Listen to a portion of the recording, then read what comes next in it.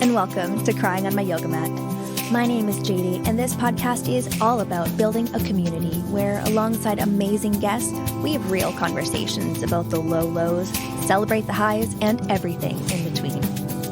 I know what it's like to go through life feeling stuck and powerless to do anything about it. Here, you'll meet yourself where you are and learn tangible tools to help you become who you want to be, while honoring the journey.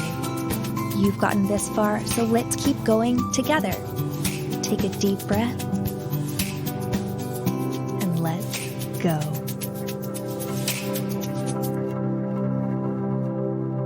Hi, thanks for being here.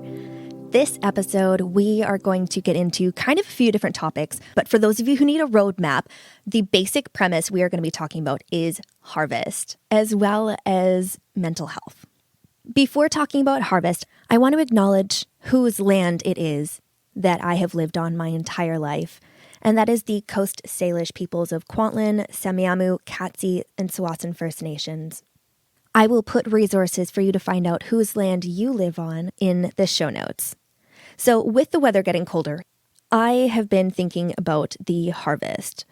Specifically, some of the stuff in my garden. Yes, JD, another episode about the garden. It's just when you don't do a lot, that's what there is.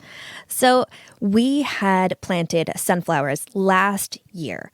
We planted a whole bunch of mini sunflowers. One of them grew very big, which was surprising, and it was awesome, and it was so much fun for us to watch them grow.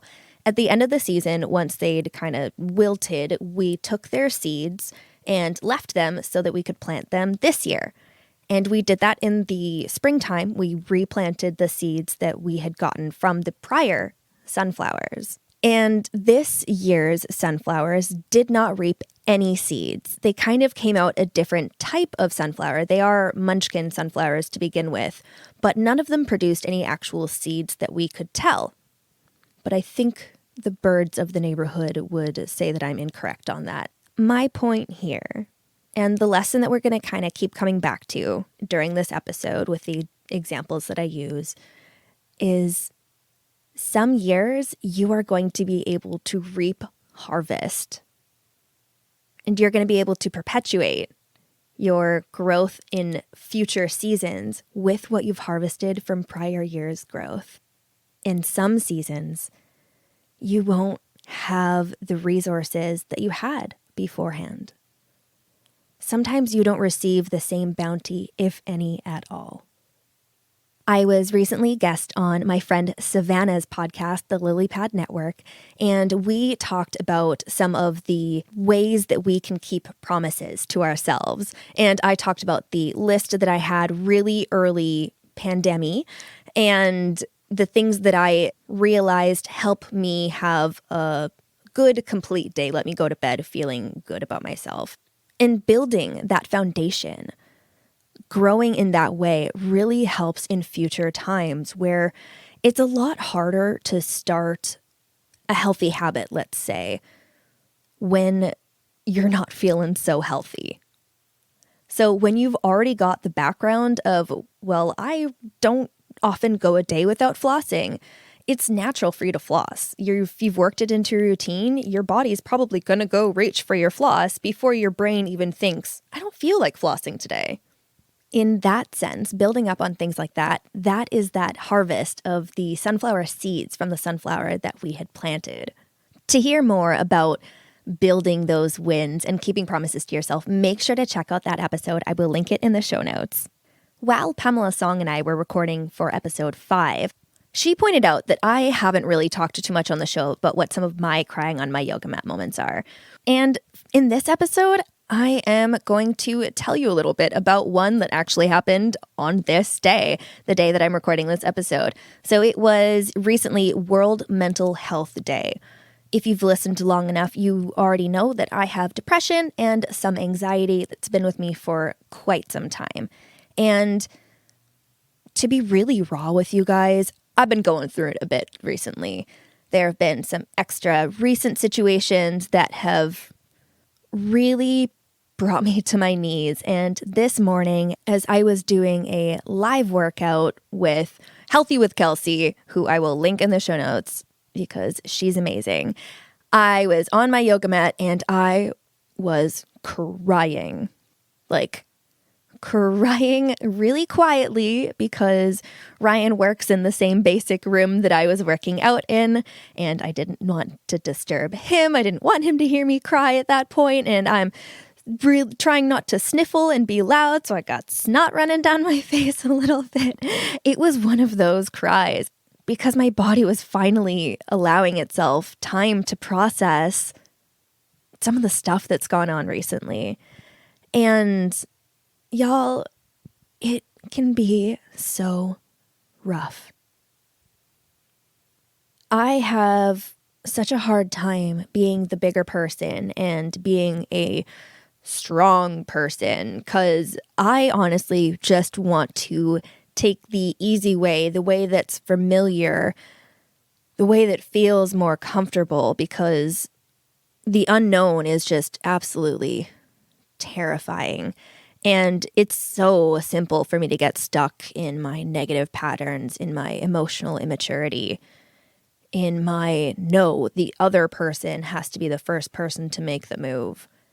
And in this recent situation, I had to be the bigger person. And I am so glad that you know what? I don't usually let you guys hear me cry on the podcast. Usually I edit it out very sneakily, but I will let you hear some tears from me today. I am so glad that I was the bigger person in this situation. I am grateful. I was chatting with a girlfriend on the side during this, and she was encouraging me to be the bigger person. And those moments of being a bigger person may have changed the outcome of some things. Anyways, I want you to hear this.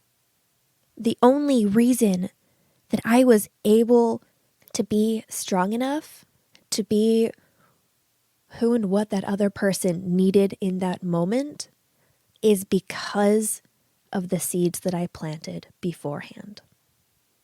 It's because I try to do the work. It's because I'm trying to live and learn along with you. I am so deep in the mire of this journey right beside you. Your belief in me helps me. You sharing these words with your friends and family members and the people that might need it, and the thought that someone else can be helped by some of the stuff that comes out of my mouth is incredible. Bringing it back to the analogies with the sunflowers from my garden, sometimes I don't always get seeds from what I sow.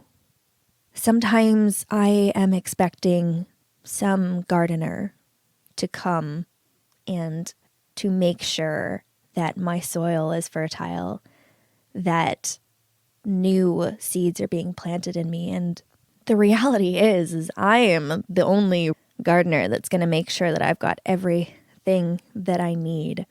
And if I've found that a certain area is not fertile, I have the choice. I get to start new with a new plant. I get to buy more of the same seeds and hope to continue the cycle and learn new ways to nurture it.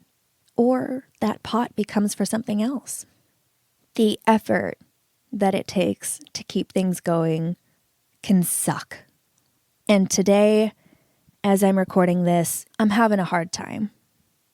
It was hard for me to show up here for you because I want to make sure that you will always receive something beneficial from what I have to say. I never want it to just be, here are my wounds, I'm in pain, be sad with me. Though, as an Enneagram 4, that is my cup of tea.